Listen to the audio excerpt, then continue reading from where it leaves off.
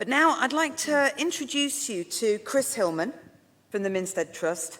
Chris has stepped in to support us at the last minute here, and he's leading a group talk with a bunch of really inspirational young women and men and how they're adding value to the Portsmouth community. So thank you, Chris.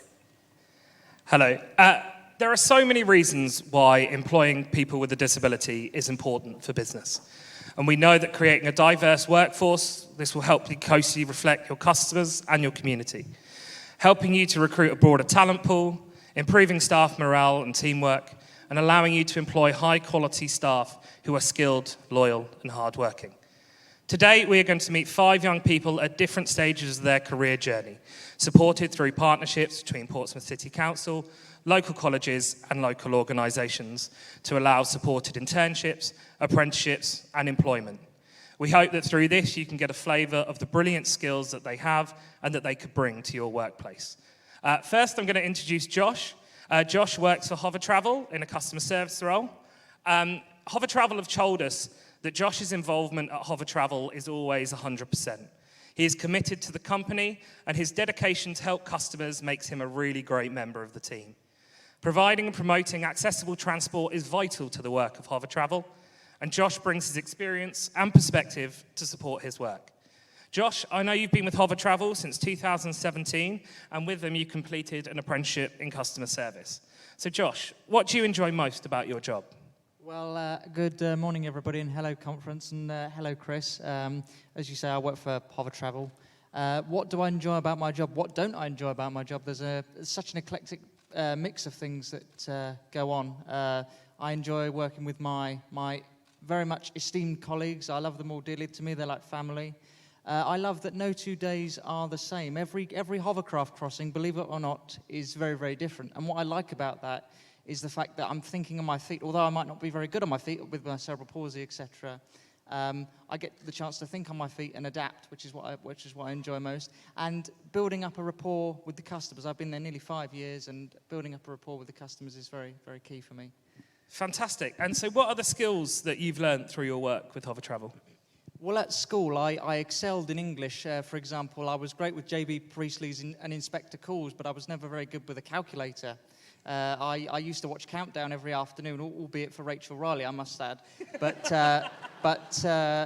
as at school, I was never very mathematically minded. I took one look at a calculator and it left me wanting to search for a bucket. It was just, I hated it. But anyway, in my role, primarily as a cashier at Hover Travel, I deal with vast quantities of passengers, but also money as well. At the end of the day, I cash up my own till, and I'm dealing with money and counting and things like that. So yeah, I would say as a result of being at Hover Travel, it's enabled me to sort of improve my numeracy skills as a result. Fantastic. Thank you very much, Josh. On to Rachel. Rachel has worked for the Lily and Lime Cafe and is now a junior manager.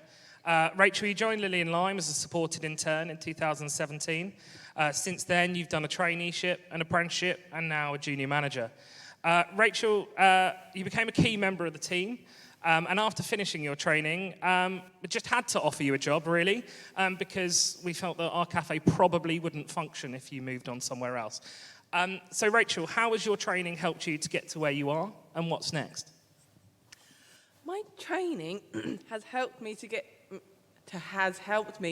where I am, because if I hadn't done all this training, I wouldn't be as confident as I am, because when I started, I thought, I should be able to do the traineeship, but I wouldn't be able to do the apprenticeship. But it's then once I'd got onto the apprenticeship, I thought, yeah, I can actually do this. So I've got more confident with each one I've done. So then I can do things now that I couldn't do before.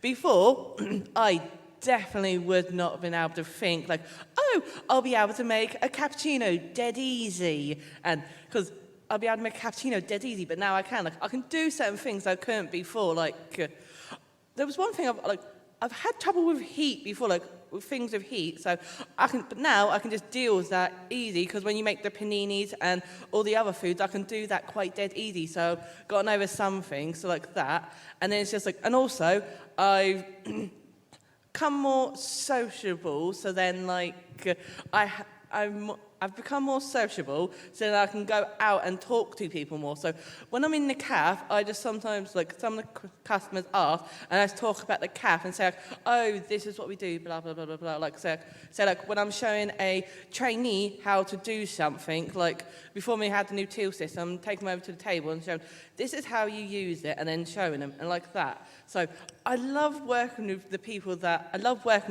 the cafe, because, like, I get to show them how to do the things, like how we have to set up the plates, how we have to make the drinks, and all that lot, and how you have to do the things, like use the till system, and and one second, and finding the content. Oh yes, look, I'm glad that I've done the supported internship, the traineeship, the apprenticeship, and now I'm on junior manager course. I'm glad I've done all those because I've got more confident with myself, and also made friends from being there. And I think the thing I'll do next after this is to get a part-time job, because I figured out I don't think I'd be able to do a full-time job, but I can do a part-time job. So I'd definitely be able to work so long, but I won't be able to do a full-time job, so I know that. Brilliant. Thank you very much, Rachel. Will, if you could pass the microphone. Will, so Will is a support worker for Dimensions Housing. You took a supported internship at Blue Reef Aquarium, and then after working there, your career has taken off in a new direction. So Will, can you tell me how your career's developed and what led you to becoming a support worker? Yes, hi. Well, I started off my sort of journey into my career.